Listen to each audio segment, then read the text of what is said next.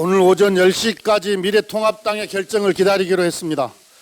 민주당은 원구성 시한을 5번이나 연기해가며 할 수 있는 모든 것을 다했습니다.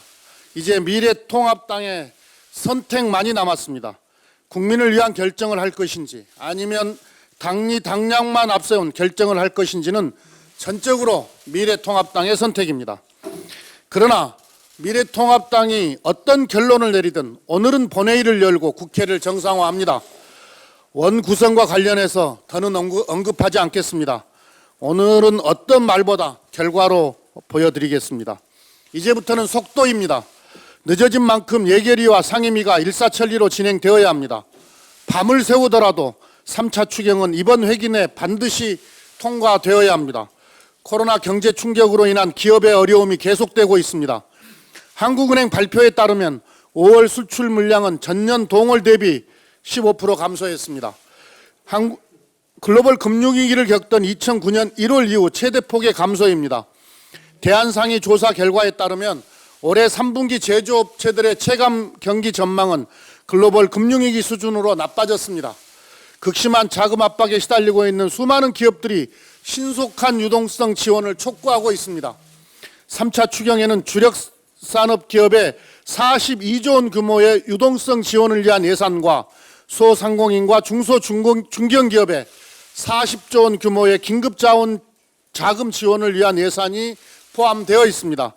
더 이상 기다릴 시간도 지체할 시간도 없습니다. 민주당은 무슨 일이 있어도 이번 회기 내에 추경을 처리하겠습니다. 추경을 차질 없이 집행하고 위기에 처한 기업과 국민을 반드시 지키겠습니다.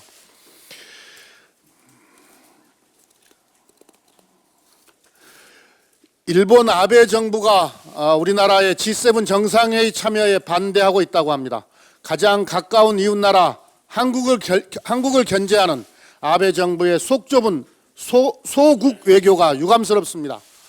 한때 세계 2위 경제 강국으로 국제 외교 무대에서 환경 외교, 인간 안보 외교를 주도하고자 했던 중견 국가로서의 위상을 포기한 것인지 묻지 않을 수 없습니다.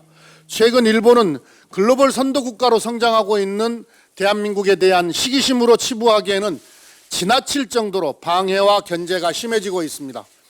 작년 이맘때 아베 정부는 부당한 수출 규제를 통해 우리의 핵심 산업인 반도체 산업을 공격했습니다. 또한 일본 정부는 우리 산업에 대한 강도 높은 추가 보복을 예고하고 있습니다. 이제 아베 정부는 우리나라의 관계 개선을 운운할 자격을 상실해 가고 있습니다. 일본은 미래지향적인 한일 관계를 더 이상 훼손하지 말 것을 엄중히 경고합니다. 아울러 일본의 견제를 이겨내기 위한 산업 경쟁력 강화에 국민 역량을 집중해야 합니다.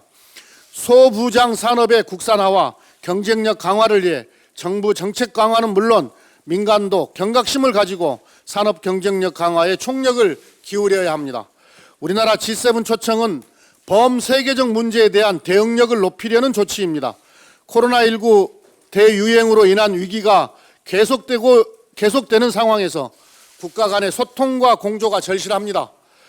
아베 정부가 코로나19 위기에 맞선 국제사회의 이 같은 협력에 찬물을 끼얹어서는 안 됩니다. 일본 아베 정부는 코로나 위기 극복을 위한 글로벌 협력의 중요성을 신중하게 받아들이고 전향적인 태도를 취해 주시기 바랍니다.